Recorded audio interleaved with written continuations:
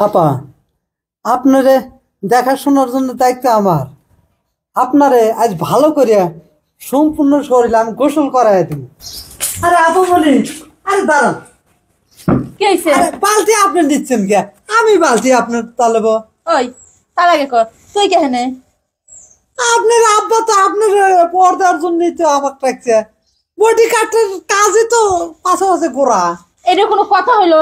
Body guard রাখুক, কাজের লোক রাখুক, মনে হয় হাইলি রাখুক, মনে হয় রাখুক, যেটাই রাখুক না, তার যেখানে থাকার দরকার সেখানে থাকবি।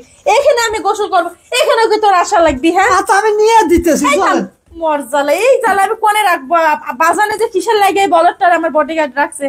হ্যাঁ আমি গোসল করবো, ওখানে লিয়ে যাবি বালতি। এটা কোনো কথা? বলেন আপনি বলদ কন, ছাগল কন, বেড়া কন, দা কন কন, আমি এই বালতি নিয়েই আপনার গোসল দেওয়া বাদ। এরকম চিন্তা করা যায়? খালি বালতি লিয়ে দিবি না?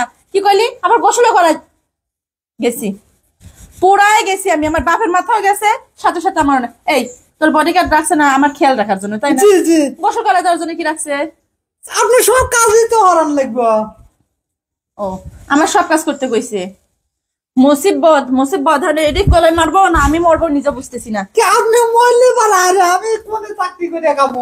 ওই যে আমি বললে কোনে চাকরি করে খাবে এই চিন্তা আবার তার মাথায় আছে।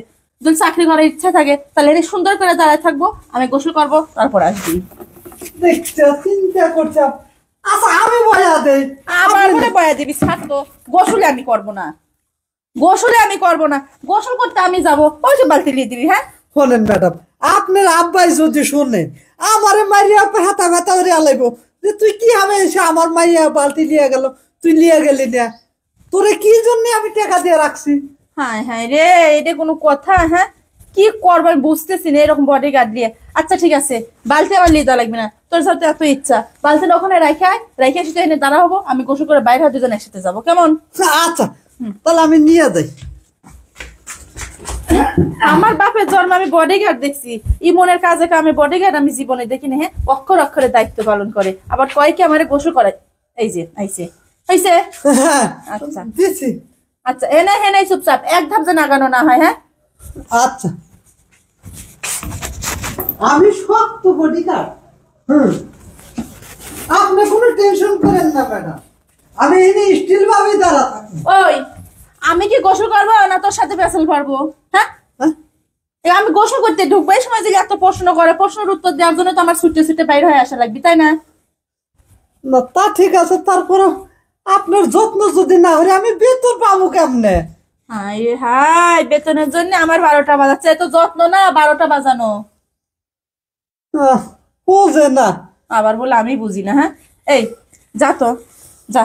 আচ্ছা তাহলে আমি ওই যে বাড়ি কিন্তু দাঁড়ায় রইলাম। আচ্ছা যা।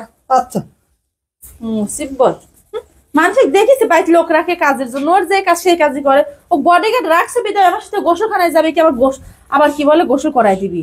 ওরে সর্বনাশ, ও না জানে আরো কি কি করবি। আজকে বাজান বাড়িতে আসুক, ওর ব্যবস্থায় একটা করবো।